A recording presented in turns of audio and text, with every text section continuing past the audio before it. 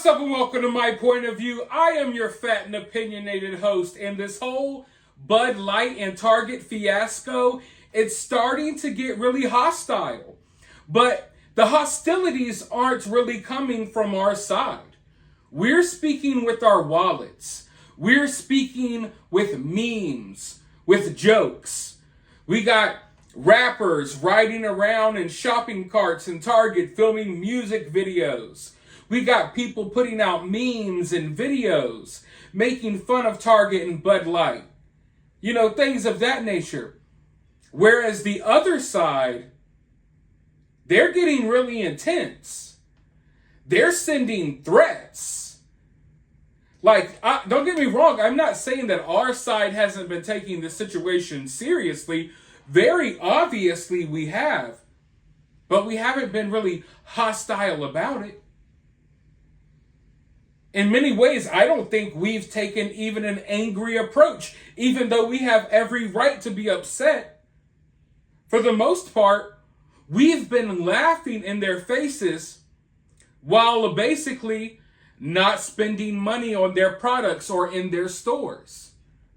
And they act like, oh, we're so bad for that, like we are terrorists or something because, oh, maybe we're not going to shop at Target, or maybe we're not going to drink Bud Light. They act like we are bad, evil people.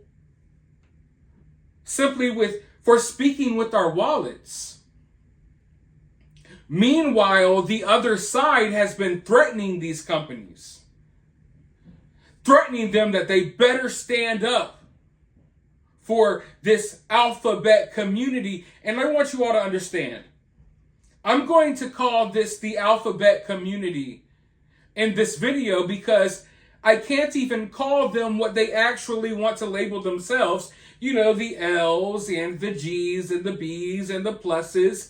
We can't even put all of that together because big tech and YouTube don't like it when you speak about a certain community, the alphabet community, which should make everyone kind of wonder what is really going on here. We can't even properly address this community because the name they want to go by triggers social media to the point where they censor you if you call their community what they want you to call their community. But that's a topic for another day. Anyway, it seems as if the other side, they are really angry and upset and they're making demands, and it's crazy because I don't feel like we've demanded anything from Target or from Bud Light. Definitely not Bud Light.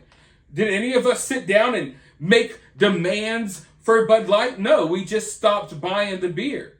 Did we really make any demands for Target? No, people just said, hey, we're not going to shop at Target. And then Target started doing things to try to stop people from boycotting.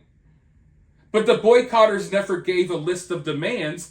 But now over 200 alphabet organizations have all come together.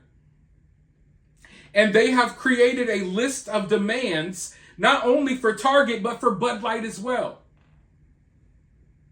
And like I said, these people, they're radicalized. They're angry. They feel like they wield all of this power when in reality they do. They do. How they've gained this much power, your guess is as good as mine. I'm sure I have a few guesses that I probably can't mention on YouTube. But these organizations are coming together, pressuring Target, pressuring Bud Light to double down on the woke nonsense. They don't care if Bud Light and Anheuser-Busch and Target completely go out of business. All they care about is that these companies stand by what they want to do to little kids.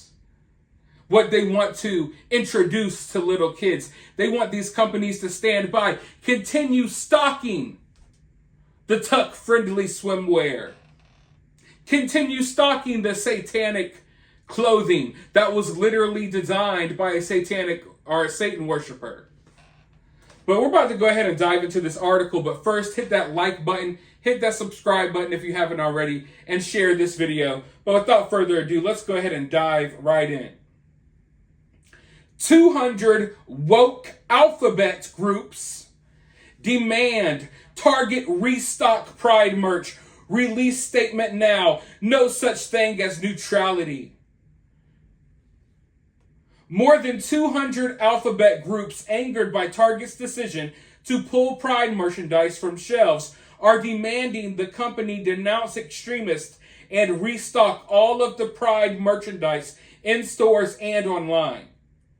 The Human Rights Campaign, along with GLAAD and Gleason and other groups, released a statement asking Target and other businesses like Anheuser-Busch to reject and speak out against anti-alphabet extremism going into Pride Month. More than 200 other progressive and alphabet woke organizations signed onto the statement, which argued that showing support for their community was good for business. I think the recent history suggests otherwise, but let's go forward. The organizations laid out a 3-part demand that calls on Target to restock all the Pride merchandise, both in stores and online, ensure the safety of Target employees, and release a statement reaffirming their undying commitment to the alphabet mafia within 24 hours. When it comes to advancing diversity, equity, and inclusion, there is no such thing as neutrality, said the Alphabet Coalition.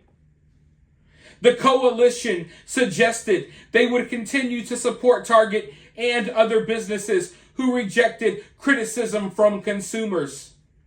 Target and all businesses can leverage the support of the alphabet mafia organizations to navigate this hate so that together we can let extremists know unequivocally that just as with every other and each other failed anti-alphabet campaign of the past, fear will not win, the statement reads. Now, what did that sound like to you? That sounded really hostile. It's funny how they're labeling other people extremists. Extremists for what? Not buying beer? Extremists for shopping at Publix or Kroger's or Walmart instead of Target? Meanwhile, y'all have come forward with a list of demands as if y'all are some type of angry mob, as if you all are the mafia. They've come forward like a criminal organization, an underground criminal organization like the Yakuza. That sounded like something straight out of The Godfather. Hey, listen, we have these demands. First, you're going to release a public apology and affirm the fact that you stand with us, the Alphabet Mafia. And then you're going to take Pride merch and you're going to put it all over the store. You're going to restock the Pride merch that we don't even buy anyway. Like, what in the hell was that? And we're supposed to sit by while they label us extremists for not buying Bud Light. And they're coming forward with demands as if they're going to start getting violent if Target or Bud Light disagrees to give in to their demands.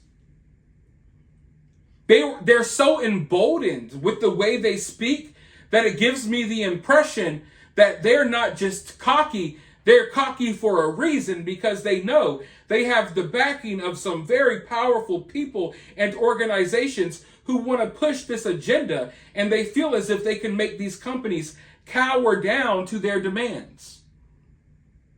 But you know what the most delusional part was?